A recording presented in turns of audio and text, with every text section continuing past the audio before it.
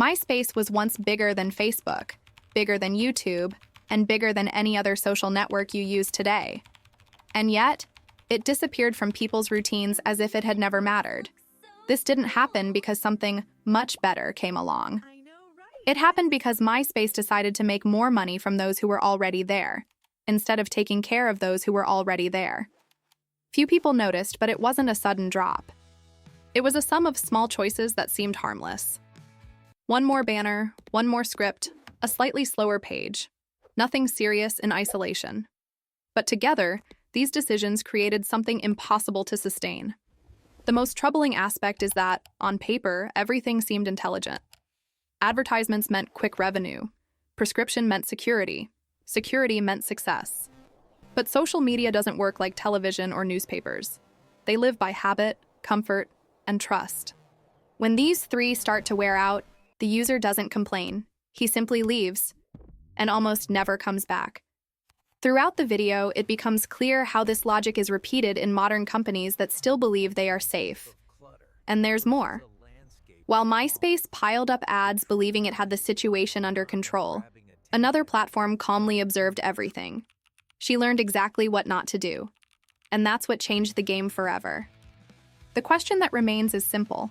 How many companies today are repeating the same mistake without realizing it?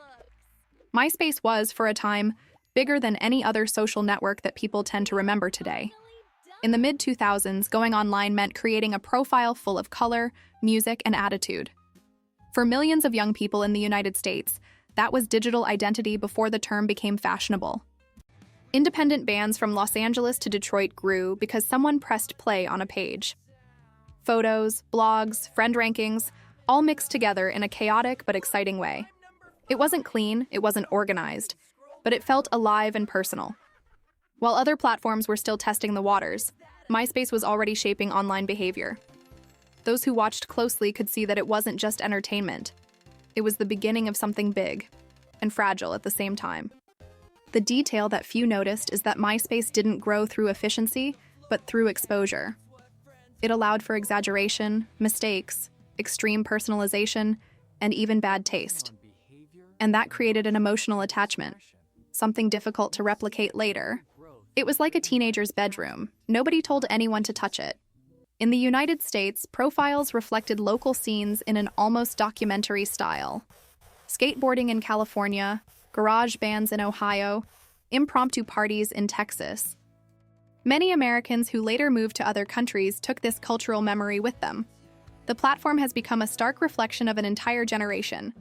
But growth of this magnitude never goes unnoticed for long. When a network surpasses the milestone of 100 million users, its nature changes. It stops being a playground and becomes a strategic asset. And strategic assets attract interest from those who don't always put the user first. Many people remember MySpace as a form of entertainment, not as a business. This perception causes important signs to be ignored. While users were customizing pages, bigger decisions were already underway.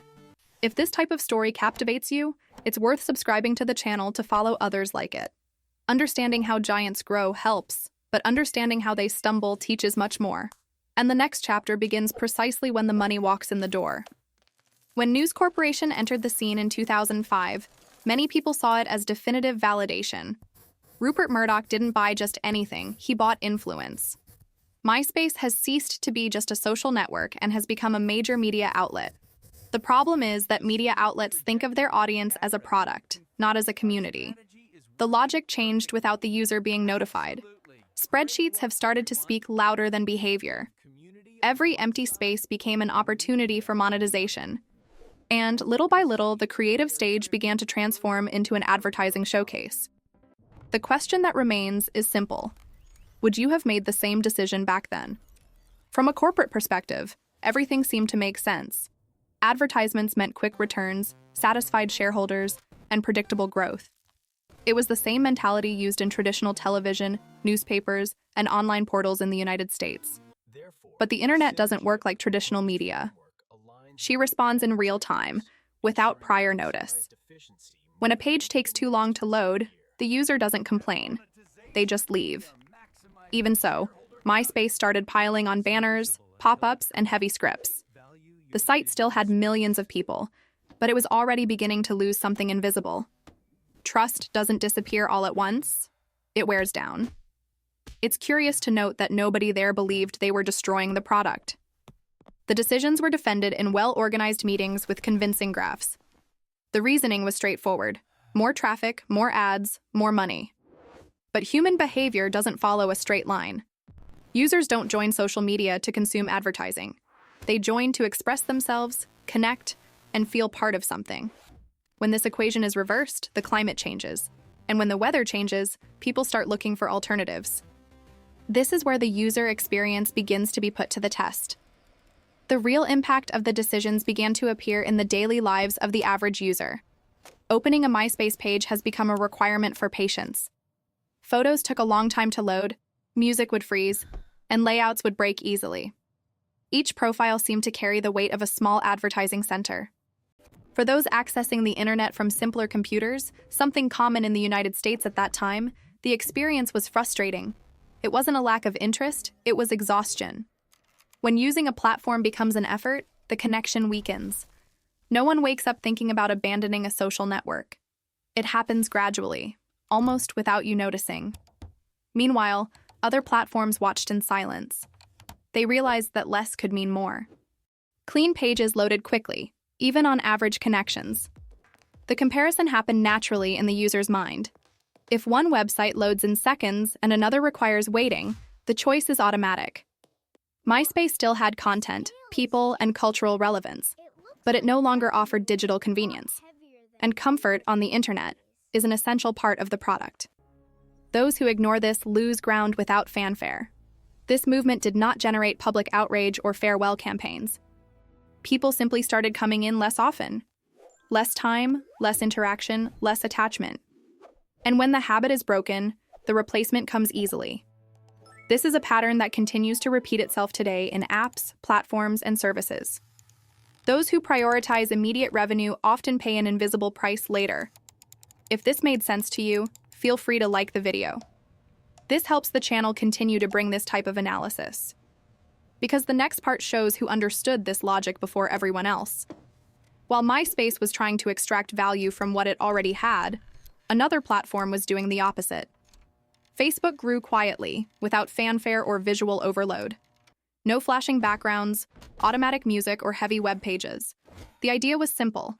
Log in, understand everything in seconds, and keep using it.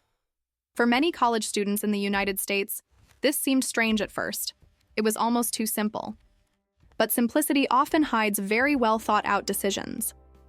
Each choice made there reduced friction and increased permanence. And permanence is worth more than any banner. Facebook was observing behavior before stepping on the gas pedal. He invested in engineering, not in financial shortcuts.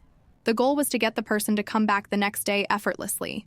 This meant fast feeds, a consistent layout, and few distractions. The logic was clear.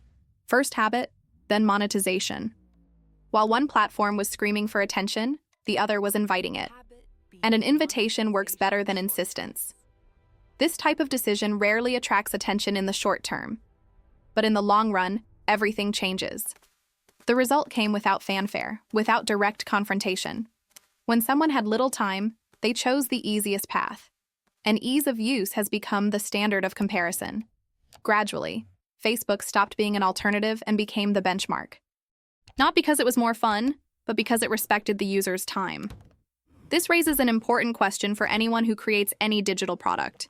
If you were in the leadership position at MySpace, would you have resisted the pressure for advertising? Or would he have made the same move, believing he could correct it later?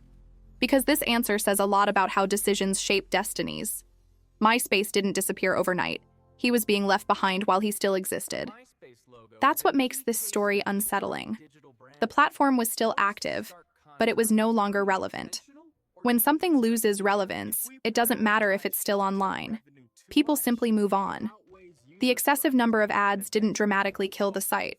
He simply made each visit a little less pleasant.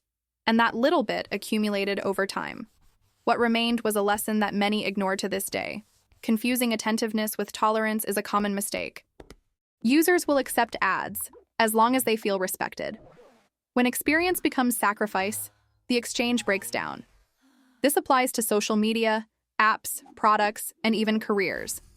Those who live only for immediate gain often lose out on the future. MySpace has become a case study in business schools, not as a technical failure, but as a failure of prioritization, and that's much harder to fix. Every platform carries an invisible choice: nurture trust or extract as much as possible while giving. This decision rarely appears in the terms of use. It shows in the way the product treats the user. MySpace chose the shortcut when it had plenty of time. Others learned by observing this mistake closely, and those who understand this dynamic begin to see patterns everywhere, especially in businesses that seem too solid to fail. That's where the story really ends. The history of MySpace is not just about remembering an old social network. It serves to provoke those who create, invest in, or work with any digital product. Because the mistake wasn't technical, it was a matter of prioritization. Whenever someone chooses to extract more value before delivering more value, that's where the risk begins. This applies to businesses, personal projects, and even career decisions. When the experience starts to take its toll, people don't give warning. They simply choose a different path. The point is that you can use this learning in a practical way. Pay attention to the products you use every day. Which ones respect your time, and which ones seem to drain your attention without giving anything back. Now apply that same logic to what you build. Whether it's a channel, a business, or an idea. Are you making life easier for newcomers or complicating everything to earn a little more? This answer often separates those who thrive from those who merely survive.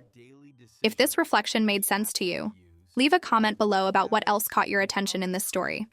And if you want to continue understanding how seemingly intelligent decisions end up destroying giants, subscribe to the channel and turn on notifications. This way you won't miss the upcoming content, and you'll start to see patterns that almost no one else notices.